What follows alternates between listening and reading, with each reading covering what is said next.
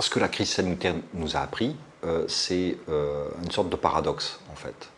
Au moment où l'ensemble des institutions muséales, les centres d'art, la plupart des lieux culturels se tournent vers une sorte de logique du virtuel, une sorte de culture du Zoom, en fait, il me semble qu'on va exactement vers l'inverse.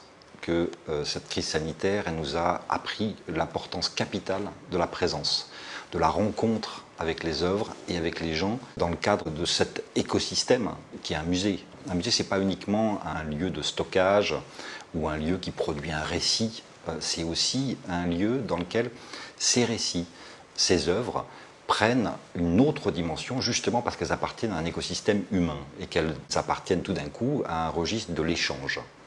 Et ça, c'est la raison pour laquelle la culture et l'art en particulier sont essentiels.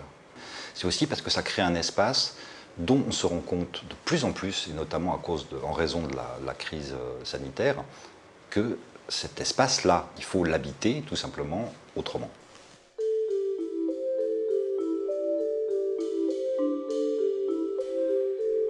Les critiques qui sont très souvent adressées en fait, au monde de l'art, d'ailleurs en général, pas uniquement au musée, c'est cet élitisme entre guillemets qui ressort un peu partout aujourd'hui. J'aimais beaucoup la définition de Bernard Lamarche-Vadel en fait, qui parlait de l'art en, fait, en disant l'art contemporain c'est effectivement le fait d'une élite, mais c'est une élite à laquelle tout le monde peut appartenir. Et je pense que la question, c'est pas tellement la question de la difficulté d'accès, la question c'est de savoir qu'est-ce qu'on en fait. Et c'est davantage une question de transmission, une question de médiation, une question de dialogue autour de la présence des œuvres. C'est ça qui est absolument essentiel. L'accès aux œuvres, l'accès à la culture, c'est un premier pas. C'est un premier palier, si vous voulez. Mais une fois qu'on est sur ce palier-là, c'est là que tout commence. Et c'est là que le rôle du musée commence. Et je pense qu'aujourd'hui, le rôle du musée est le plus grand vecteur de leur évolution dans les années à venir. Ça consistera à éditorialiser leur contenu. De plus en plus, on voit que c'est plus suffisant en fait, de présenter un récit historique, de présenter une collection en fait, qui restitue une chronologie, qui raconte une histoire. Ce qu'il faut, c'est qu'est-ce qu'on en fait, qu'est-ce qu'on peut en dire, qu'est-ce que ça nous apprend sur le monde, et ça passe par des points de vue.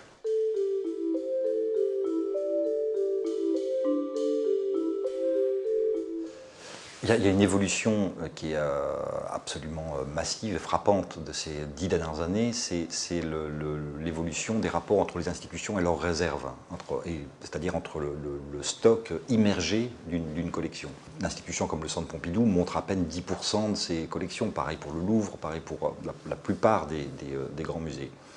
Ça correspond à un état de la civilisation qui va exactement dans ce sens-là, dans le sens d'une accumulation.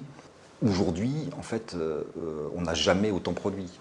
On est submergé par une production qui est pléthorique. Donc, la capacité qui va se développer chez les conservateurs, dans toutes les institutions, hein, c'est une capacité de navigation à l'intérieur de ce savoir. Comment est-ce qu'on produit des itinéraires dans cette masse qui est de toute manière impossible à circonscrire totalement.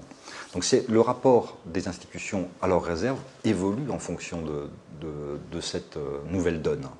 Et la question, c'est celle du sas, en fait. Il y a une partie immergée, qui est celle donc, inaccessible au public, qui est l'espace de traitement des œuvres, de conservation, de restauration, etc.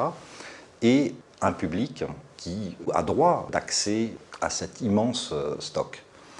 Et donc, la question des années à venir, ça va être la circulation en fait, de l'immergé jusqu'à la lumière en fait, de ces œuvres. Et il y a évidemment beaucoup de choses à inventer dans ce circuit-là. D'une certaine manière, c'est un circuit court. Tout d'un coup, on peut passer en fait, du stock qui est à quelques mètres jusqu'à une présentation publique. Et ça va aussi dans le sens d'évolution du monde de l'art en général vers une gestion plus raisonnable, plus rationnelle des collections.